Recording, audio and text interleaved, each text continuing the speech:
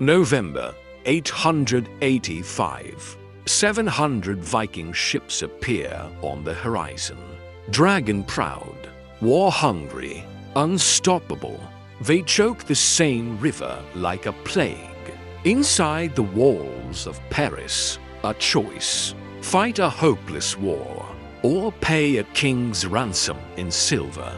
This is the story of how the Northmen turn an entire kingdom into a ransom machine and changed Europe forever. The Frankish Empire is dying. Once united under Charlemagne, now fractured into weak kingdoms ruled by weaker kings. Local lords fight each other. Borders shift constantly. Authority crumbles. And into this chaos, the Vikings come. Not as barbarians, as businessmen. They've learned something the Franks refuse to accept. Silver is easier than conquest. Extortion is more profitable than war. For decades, they've raided, burned, pillaged. But always, they leave. Always, they take what they can carry and sail home. Until now, Paris sits on an island in the Seine, Ile-de-la-Cité, a tiny fortress city, barely 30 acres, surrounded by water, to bridges connected to the mainland, to bottlenecks that control all river traffic from the sea to the heart of France. Whoever holds Paris controls the Seine.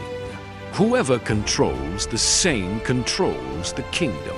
The Vikings know this, and they're coming not to raid, but to collect. Leading the defense is a man named Odo, Count of Paris, not of royal blood, not chosen by destiny, just a soldier who refuses to run.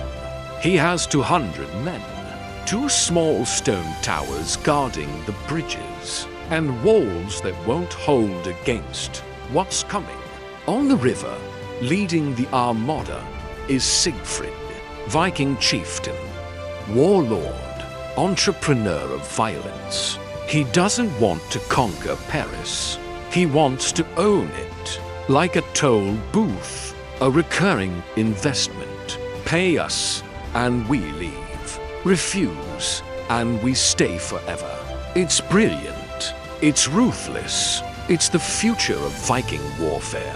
Behind Sigfred, 700 ships fill the Seine. The largest Viking force ever assembled in one place. Thousands of warriors, veterans of 100 raids. They've burned London, sacked Hamburg, terrorized every coast from Ireland to the Mediterranean. They've learned that Christian kingdoms will pay anything to avoid fighting. And if they won't pay up front, they'll pay after the siege. Either way, the Northmen win. This isn't a raid. It's a business model, and Paris is about to become the proof of concept. The Vikings arrive with an offer: pay us to leave, or watch your city burn. Odo's answer is simple: no. The Northmen are shocked. Every other city has paid. Every other lord has negotiated. Why would this small garrison on a tiny island choose death? But Odo understands something they don't. If Paris falls, there's no France left to defend. This island is the symbol, the line that cannot be crossed. So the siege begins. The Vikings build siege towers, massive wooden structures taller than the city walls. They roll them forward on barges, shields protecting the warriors inside. The assault is overwhelming, but Odo has a secret weapon: the bridges, low-hanging stone fortresses that divide the river in half. The Vikings can't sail past them, can't ignore them, can't bypass them. To reach the city, they have to take the bridge towers first. The first assault wave hits the northern tower, siege tower against stone walls. Vikings swarming up ladders, axes swinging, shields clashing, and then the defenders unleash hell. Boiling oil poured from above, rocks dropped on unprotected heads, arrows fired point blank into the climbing mass.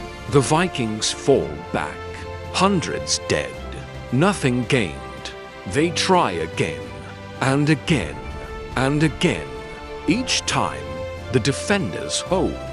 The siege towers burn, the ladders break, the river runs red. After weeks of this, the Vikings realize the truth. This won't be quick, so they change tactics. If Paris won't fall, they'll starve it. They surround the city, cut off all supply routes. Wait, the Franks inside start to run out of food, water, hope. But Odo still won't surrender. Then the Vikings try something brilliant, something desperate. If they can't sail past the bridges, they'll go around them. They drag their ships out of the river. Using logs as rollers, thousands of warriors haul longships overland, miles through French countryside. It's backbreaking, insane, impossible. They do it anyway. Once past the bridges, they put the ships back in the Seine. Now they control the river both upstream and downstream. Paris is isolated, surrounded, cut off completely, and the Vikings sail inland. They burn monasteries, raid villages, terrorize the French interior. Everything beyond Paris falls. The message is clear. Your walls might hold, but your kingdom is ours. Pay us or watch it all burn. Inside Paris, the defenders are starving. Disease spreads, morale crumbles, hope fades. But Odo still won't surrender, because he knows something the Vikings don't. Help is coming. October 886. Nearly a year into the siege, an army appears on the horizon. Frankish banners, thousands of soldiers. Emperor Charles the Fat has finally come to save Paris. The defenders weep with relief. The Vikings prepare for battle. This is it, the decisive moment, the clash that will determine the fate of France. Charles arrives with overwhelming force. Enough men to crush the Viking army. Enough power to end the siege.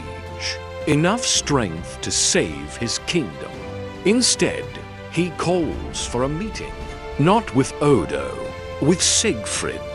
The emperor and the Vikings sit down to negotiate. And in that moment, everything changes. Charles doesn't order an attack. He doesn't rally his troops. He doesn't honor the defenders who held for a year. He pays 700 pounds of silver poured into Viking hands. The price of peace, the cost of cowardice. But it's worse than that. Charles adds a bonus to the deal. The Vikings can't sail back down the Seine because Paris still holds the bridges. So Charles gives them permission to sail up the river instead, to raid Burgundy, to pillage his own territories, to terrorize his own people. As long as they leave Paris, the Vikings accept instantly. They take the silver, they take the free pass, they take everything, and they leave Paris standing. Not because they were defeated, because they were paid. Odo watches from the walls as his emperor betrays everything they fought for. A year of starvation, a year of death, a year of resistance, made meaningless by a king too weak to fight. The Vikings sail up the Seine. With Frankish permission, they burn Burgundy to the ground. They return the next year, and the next, and the next, each time demanding more silver, each time threatening to come back. The Danegeld system is perfected. Viking raids become scheduled business trips. Show up, demand payment, collect silver, leave, come back next year. It's extortion on a national scale. A protection racket run by Northmen who realized conquest was temporary, but fear was eternal.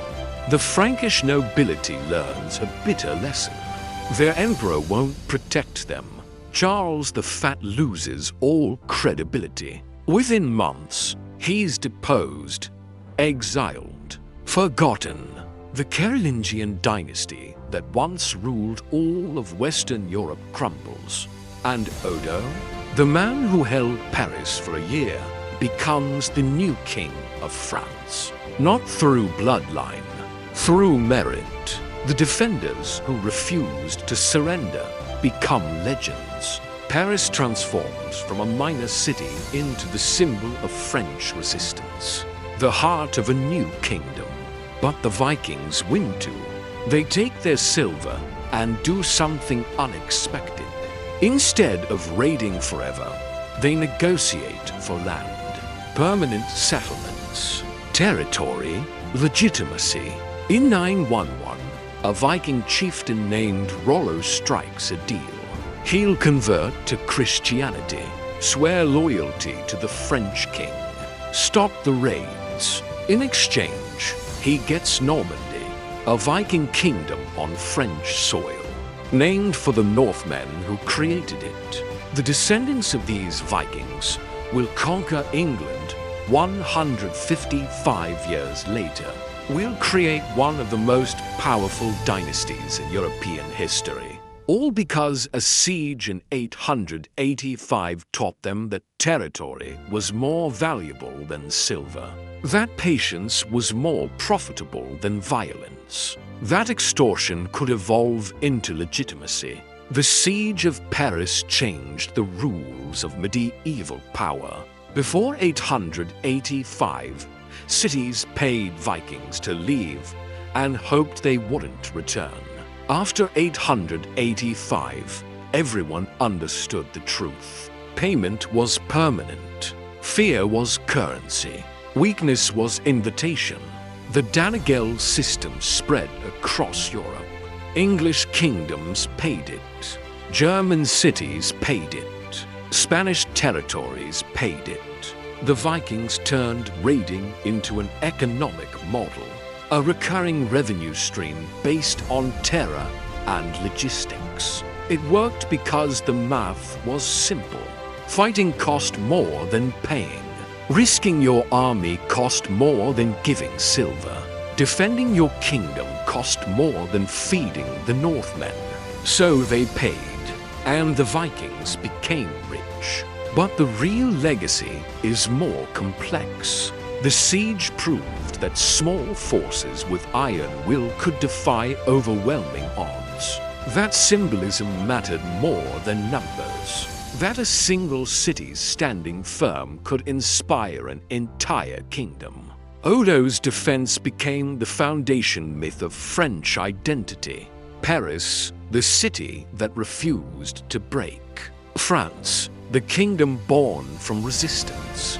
The Viking threat eventually faded, not because they were defeated, but because they were absorbed. They married into nobility, converted to Christianity, became French. Normandy became one of the most powerful regions in Europe. The Viking business model evolved from extortion to governance, from raiding to ruling, from Northmen to Normans, all because a siege in 885 taught them the value of patience, and taught Europe that paying invaders only guarantees they'll return. Today, Paris stands as one of the great cities of the world, built on an island that refused to surrender, founded by defenders who chose starvation over submission. The Vikings who laid siege are gone. Their ships rotted centuries ago, their silver spent and forgotten, but their legacy survives. In Normandy, their descendants still speak French with a Viking accent. In the architecture of Paris, the medieval walls that held the line. In the idea that some things cannot be bought, that some walls will never fall, that sometimes the ransom is too high. The siege of Paris wasn't just a battle. It was the moment Europe learned that paying barbarians doesn't make them leave. It makes them stay forever. The dragon ships are gone from the Seine. But the lesson remains. Fear is the most expensive currency. And the only way to stop paying it is to stop being afraid. If you love cinematic history stories that reveal the brutal economics of medieval power, like, share, and subscribe for more legendary tales that changed the world.